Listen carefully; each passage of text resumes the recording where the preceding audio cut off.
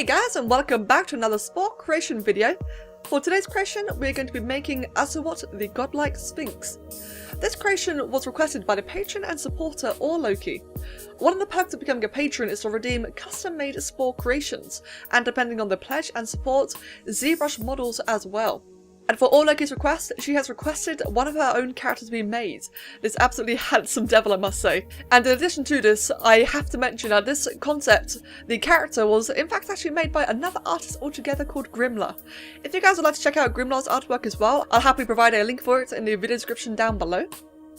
But for this actual creation, I have to say, when I'd first seen the concept, I was very happy to take on this kind of thing, as I just utterly adore Egyptian mythology, Egyptian history, just everything to do with Egypt. And while this creature may not necessarily be an Egyptian thing, it really does give off those vibes, and it's something I was very excited to do. Plus the general complexity. I knew earlier on this was going to be a very interesting challenge. Now, first of all, as always, to create the body, because of the exaggerated form, well, exaggerated is probably the wrong word, how curvy the form is, I decided to make just the spine itself be the spine, funnily enough, you know, in Spore creation terms, and make the neck and tail out of limbs. That way I could really manipulate the general, like, size, the flexibility, if you want, the position of the more, so that the neck has quite a nice curve to it. It does mean that it won't animate perfectly, but due to the nature of the creation anyway, and like the amount of limbs and wings it has, I don't really think animation is going to be the biggest concern overall. When it came to the arms, so the arms were a fascinating experiment, I must say. They really were very cool. And like I said, this creature has, in total, 4 pairs of arms, 1 pair of legs, and 4 pairs of wings. So it has a multitude of limbs. And as some of you may know, when it comes to adding a lot of limbs in Spore, the creatures do kind of bug out quite terribly.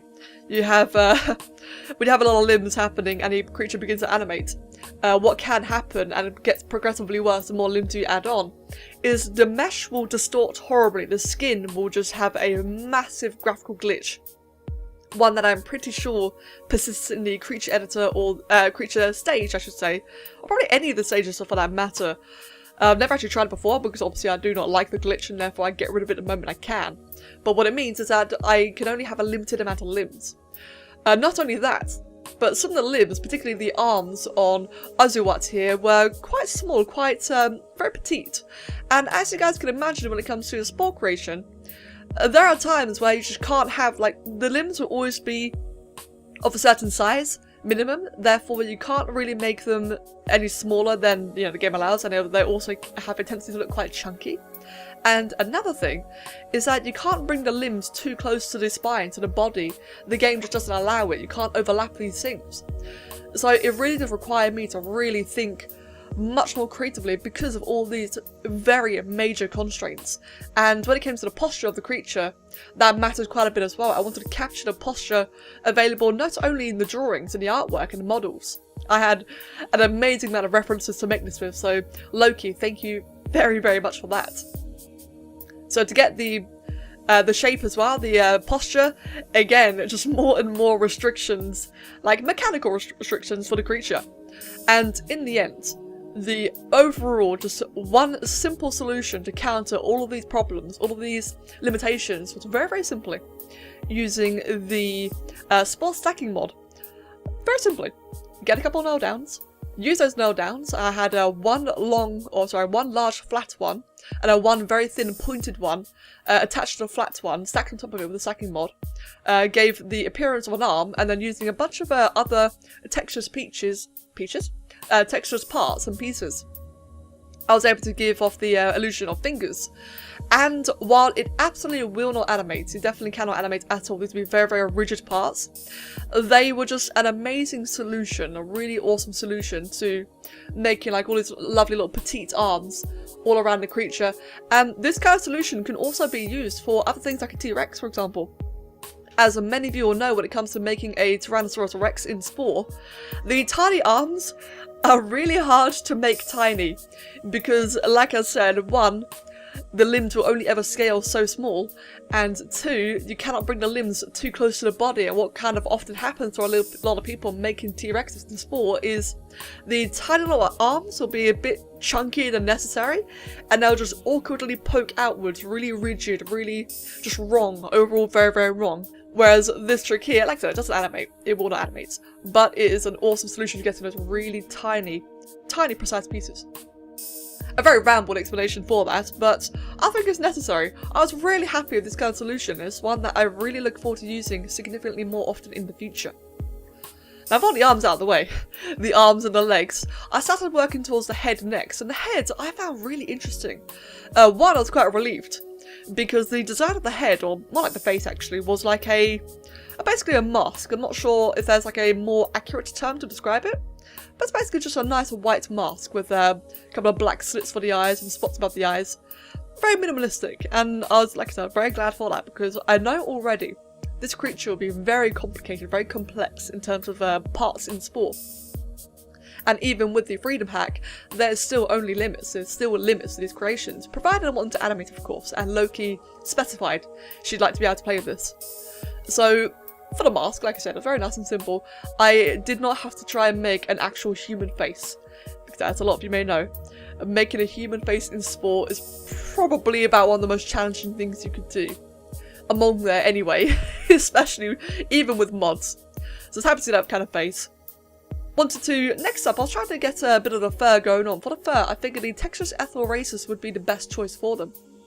Because even in all the models and the drawings, the fur was very... what's the right word for it? It's very pointed, if you will. Like, they're obviously tufts of fur, but the general style made all these tufts kind of correlate together, or coalesce together even, and just look like it's really nice kind of cartoonish plumes. And for Spore, that's absolutely amazing. It's significantly easier and more straightforward to try and get that kind of effect. It just meant I had to spend a bit more time, trying to angle it all together, have it in the right direction, make sure it all looks nice and it, flows nicely the neck. Also the fur running down the chest and a little bit around the belly, or ribcage more like, all that area there. Nice and easy, just had to make sure that it all looked good. Now for the wings. The wings I was kind of torn with because I had a working solution. I had a working technique, I should say. So with the wings on Azuhuotl's designs, they are like a nice beige underneath, or maybe even a white cream. And on the top of them, they're a dark brown. That can be obtained via Spore textures, but normally very muddied, very, just not very good. I could have done that with no downs, I did try. My original approach to making the wings on this creature was to have, if I remember correctly, a variety of ethereal razors, a couple of feather pieces, and then just a whole bunch of nail downs, so mostly textured parts and the coloured nail downs. And they were working, it looked fantastic. I was able to get one of the wings finished. But then the one wing kind of ran out of complexity very, very quickly, and the creature has 4 wings in total, so just doing one set of wings was completely unacceptable. So unfortunately, despite that technique working wonderfully, I had to scrap it in favour of one that actually completed the creature itself. I'd rather provide Loki, or any patron for that matter, anyone who requests a personalised creation, I'd rather try and capture as much of the concept as I can, not really cutting corners unless I have to in terms of complexity, and actually, make sure it has every feature possible. So here's where I'm first starting the wings, and I'm experimenting quite a bit, trying to get the exaggerated forms of the feathers, like fingertips, whatever kind of word you want to use. They're very nice and dramatically flared open, and that's what I was trying to capture here. And of course, a bit of the fuzzy area where it connects the major portion of the wing to the rest of the body. And like I said, I was happy with how it went out. It did go pretty damn well. I loved how dramatic the wings looked. It was perfect for this kind of creature. But as I said, it wasn't successful in the end. I had to go around and experiment a bit. And what I had to do in the end was just like with the limbs, just like with the 4 arms. I had to experiment quite a bit with stacking even more nail down on top of each other. Just a whole lot of stacking. I'll tell you what guys, this Spore stacking mod, as soon as I'd gotten that, it has solved a lot of problems, a lot of complications I've had in creating. It is an absolute godsend of a mod. And particularly here as well, like another example here, while one of the wings, maybe two of the wings are actually made out of limbs and therefore had a bit of physics to them, they could bounce around and move slightly. The other two pairs of wings, the smaller ones, just like with the arms, ended up being rigid and much more petite. When it came to the textures of the creation, it took a while. It definitely took a while. So again, as many of you may know, when it comes to texturing a Spore creation, it truly is just hit and miss. Just countless times hit and miss. It can be a nightmare. And what I was trying to obtain for this was to have, I didn't want the actual base colour to be too flat. That is something I try to avoid, and what I like to do is sometimes just use a very simple texture with just a little bit of detail in it, or a little bit of patterns. That way it just makes the base texture pop out a little bit more. So that was fine.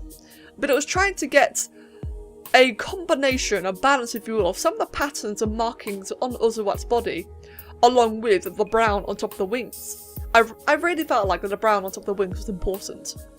And after a lot of trial and error, quite a bit of it, and mixed around colours, mixing, swapping, turning and whatever, trial and error, I was eventually able to get some kind of result. I will admit, like I said, I really love the design of this character. I think it is awesome. And I definitely would have preferred to have given it like a little bit more justice in terms of the textures. But unfortunately, Spore does have limitations and I had to make do. They're definitely good enough, you know, they definitely do show what they need to show. I just wish they were a bit neater. But on the plus side, as a really, really happy bonus, you know, it's not all doom and gloom. As a very, very happy bonus to the textures, while I was able to get some of the brown on the wings, coincidentally, conveniently, just by sheer luck, the way that some of the textures had overlapped and gradients and such actually managed to create quite a decent mimic of the patterns on Azuhuotl's arms and legs, which I was really, really happy with. It was a very nice thing to take away, considering how much I struggled with the textures. So I was really happy with that. And I have to say, overall, despite a couple of the limitations and issues that I was a little bit disappointed that I couldn't quite solve properly, despite that, I'm actually really, really happy with how the wonderful thing came out. Like I said, I just adore the design. I think it's very, very unique, very, very dramatic, you know, very different. Especially like the sheer amount of limbs on this. Normally I'm not really quite a big fan of creatures that have a unnecessary amount of extra limbs, but I think for this creation here, I'd say that Grimla had completely just nailed it on, you know, just absolutely nailed it. A really nice creative balance of just these exaggerated features. And as I said, it was a ton of fun to make in Spore. And of course, as always, as it has been with the previous Patreon requests, in the end, the most important part is as long as the recipient enjoys it as well. And from what I can tell from Loki's reaction, she was indeed quite happy with this. And if she's happy, I'm happy. And there we have it. There is the handsome devil himself. I probably should stop saying that. But like I said, I really do just love anything that even remotely resembles Egyptian mythology. And while this one may be a little bit out there, it does just give me that hint of it, and I just love it. I really do love it. I had a lot of fun making this. I really, really did. So to Loki, thank you very much for the awesome idea, the awesome design. Once again, guys, as a nice little happy reminder, I will indeed link the original artist in the video description for you guys. So feel free to check them out as well. And as always, thank you all very much for watching. Hopefully learned a couple of things as well. I've learned a lot when it came to making makeshift limbs, like very nice petite features. I've learned a lot from that. And as always, thank you very much, and I will see you all next time.